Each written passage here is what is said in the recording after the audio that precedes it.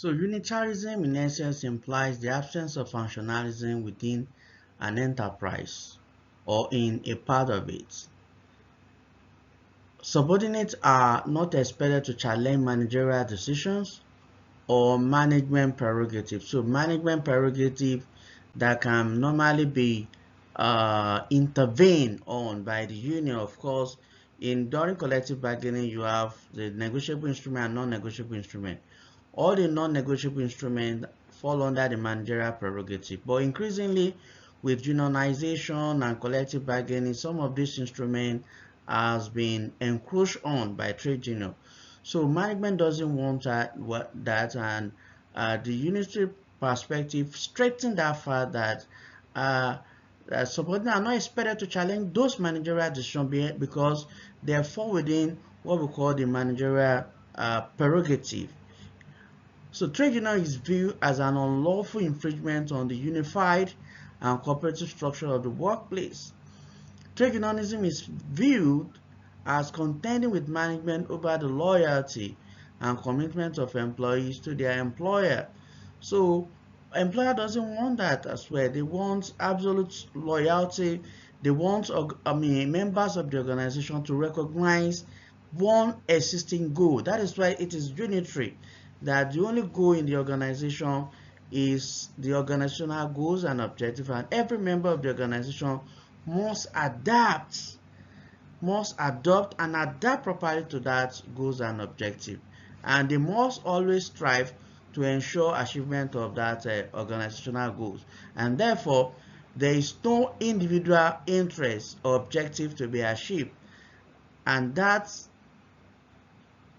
implies that there is no conflicting interest between the employers and the employee. And also trade union is viewed as unnecessary mechanism in the workplace as well as collective bargaining process. So in conclusion, this perspective assumes that the absence of conflict in an industrial relation system or within it, between its internal and external customer and stakeholder. So because the perspective adopts what we know as paternalism. Paternalism is a father figure role management, that we don't need a third party in our relationship. Just like the relationship between father and son, you don't need a third party to intervene before you can provide certain welfare for your family or for your wife or your children. So the same relationship is translated into paternalism within the workplace. So management believe that we don't need any trade union to come and tell us how to manage our workers. We don't need any trade union to come and tell us that we should promote welfare of our workers. We don't need any trade union to come and tell us that we should improve condition of work. We know how to do it. We can do it better than intervention of the trade union in our relationship. And also unitarism also believe that the slowness of some organization members to understand purpose and mentors and the wish of minority who are trying to rock the boat of the majority are the other reason for which conflicts are blamed, because they believe that there is no need for conflict to occur, and if conflict should occur is because there is faulty communication or that the employee has not been adapted properly to the goals and objectives of the organization. So acceptance of trade union, therefore, we then suggest tolerance of conflict, which is very alien to a unitarist manager or unitarist organization. They don't have that skin to tolerate conflict. Therefore, they believe that the presence of trade union in the organization is an open invitation to open and violent expression of conflict that will bring about destruction of production processes. And when production is affected, profit will be affected and pay will also be affected. And of course, they believe that union are antisocial and anti-managerial because of the communist and socialist orientation of the union and their leadership. Now, what are the strategies and processes of managing without union?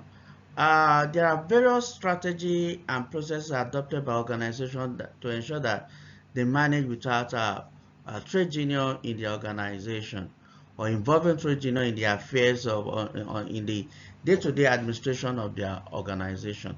One of them is promotion of informal employment patterns and precarious work.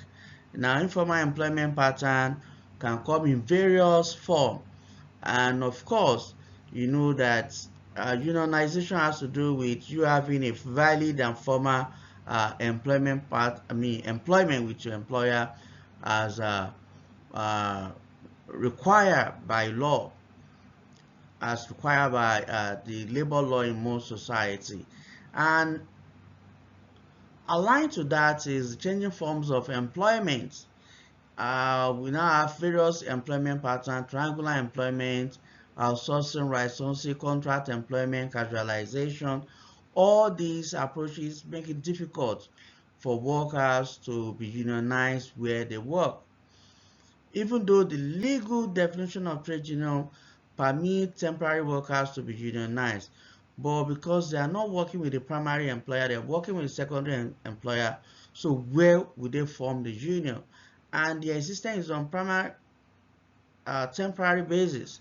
So unionization becomes practically impossible for workers on uh, triangular employment and sourcing, right sourcing, contract employment, casualization, all form of informal employment and precarious work.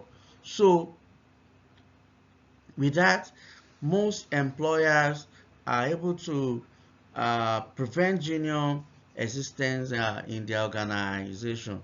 You go to some of these manufacturing companies, they prefer to outsource major parts of their production process to an outside organization. So they are not dealing with the worker directly, and that saves them a lot of costs in terms of compensation, in terms of injuries at work, and in terms of managing conflicts at work. So they're able to focus on the area of core competency, while the third party they involve to source the employee for them will be involved in day-to-day management of the workers. So, and another strategy or process that make it possible for workers to manage without union is the changing work structure and technological advancement. Most workers prefer to work remotely, visual offices, and employment flexibility. So most of them are not working in traditional office setting, which make it difficult for union to now decide, okay, this our jurisdiction, this is our structural area to unionize worker, because most of the employees now are faceless. Most organizations have their employers across the world. So how do you unionize that? And the parent company is in United States of America. So it now becomes impossible to identify the workers that work for a particular employee, and how do you unionize them, because they are not working with your economy. So all these arrangements are increasingly weakening trade union density, weakening trade union collective bargaining power, as well as strike power. Now, what are the impacts of these processes and strategy on worker? Uh, I've said it over time that it threatens union stability and cohesion, because you continue to lose, union continue to lose their membership on daily basis. Now, you go to a banking sector in Nigeria, the internal labor market is segmented into two. You have the core uh, bank worker, and you have the non-core bank worker. Most of the non-core bank worker, they are primarily supposed to be a member of Nubefi, are outsourced. So, and that has increasingly reduced trade union density, the membership strength, the structure of Nubefi.